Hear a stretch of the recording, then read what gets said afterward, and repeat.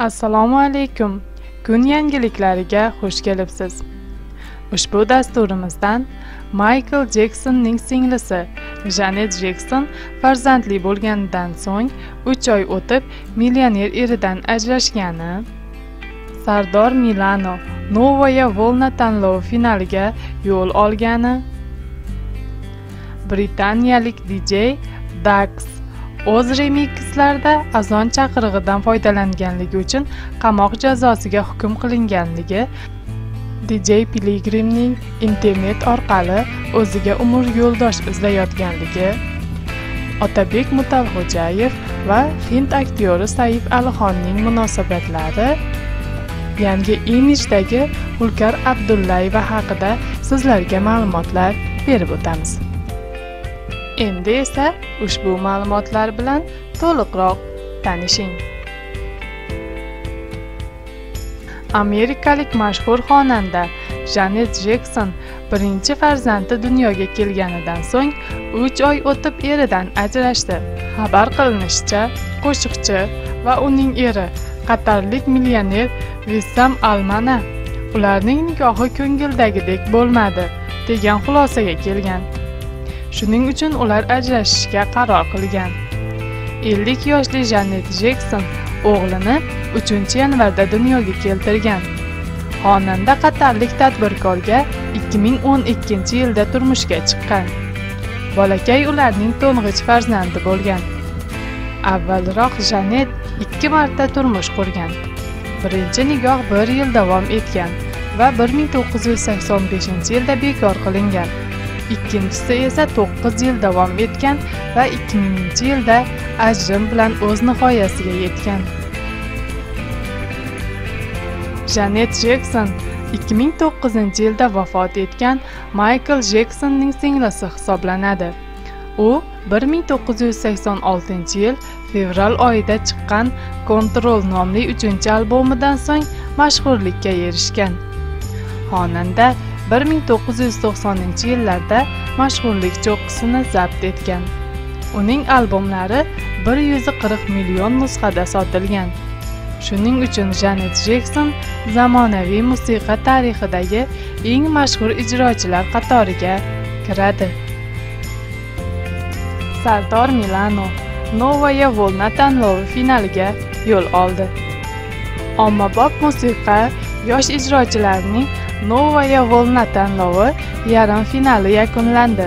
Finalga yo'l olganlar orasida Glavnaya Tsena g'olibi va Golos shousi finalchisi o'zbekistonlik Sardor Milano ham bor. U bilan birgalikda keyingi bosqichga chiqqanlar safida Syuzanna Melkoyan Armaniston, Rustem Jugasov Qozog'iston, Doredos guruhi Moldova, Lilu Vyetnam, Artyom Ivanov Ukraina, Yekaterina Rishkova Ruminiya va boshqalar ham bor. Tanlov 16 dan 35 yoshgacha bo'lgan ijrochilar uchun mo'ljallangan. Endi barcha ishtirokchilar belgilangan muddatda final uchun tayyorlangan repertuarlarini shakllantirishi lozim. Novaya Volna tanlovi finali 18-15 sentyabr kunlari Sochida bo'lib o'tadi. Britaniyalik DJ Dax o'z remixlarida azon chaqirig'idan foydalanganligi uchun qamoq jazosiga hukm qilindi. Berlinda istiqomat qiladigan britaniyalik DJ Dax Tunis sudi tomonidan o'z remixlarida azon chaqirig'idan foydalangani uchun 1 yillik qamoq jazosiga hukm qilindi. Bu haqda RIA Novosti xabar bermoqda. Mazkur remix Orbit festivalida yangraganini bildirmoqda. U ijro etilgan tungi klub hodisadan so'ng yopib qo'yildi. DJning o'zi esa qilmishi uchun uzr so'radi. Tunisdagi Orbit festivalida 7-aprel juma kuni men ijro etgan musiqa kimgadir og'ir botgan bo'lsa, buning uchun kechirim so'rayman. Hech kimni xafa qilish yoki tuyg'ularini haqoratlashni istamagandim, deydi Dax J DJ.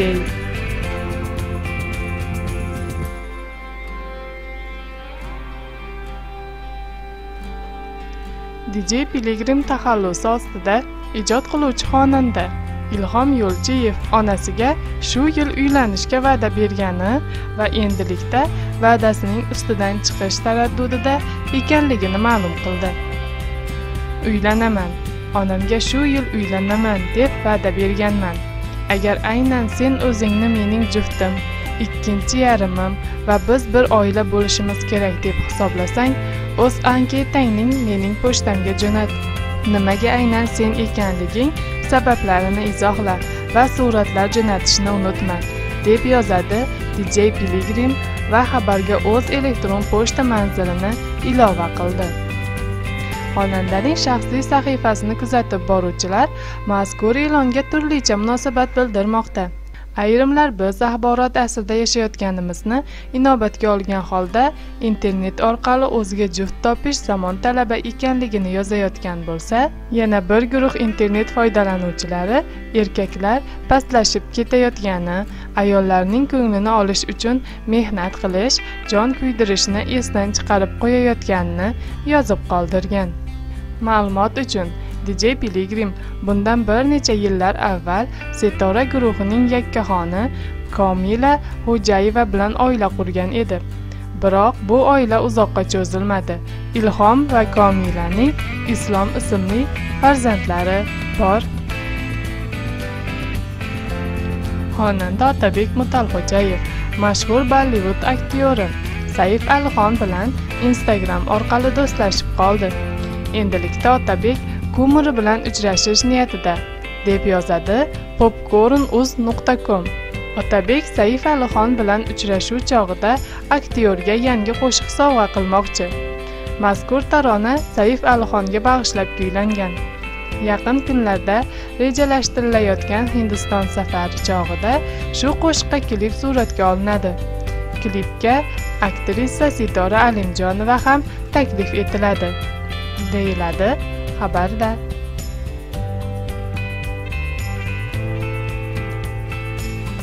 Zamon rivojlangan sari men ham ortda qolmay degan shekilli Hulkar Abdullayeva ham yangi klipida yangi obrazda namoyon bo'ldi. Xonanda Hulkar Abdullayeva Yuragim qo'shig'iga ishlangan video klipni taqdim etdi. Mazkur klipda xonanda yangi imijda va yangi qiyofada namoyon bo'ldi. Xonandaning uslubini stilist-vizajist Lidiya Andrey yaratgan.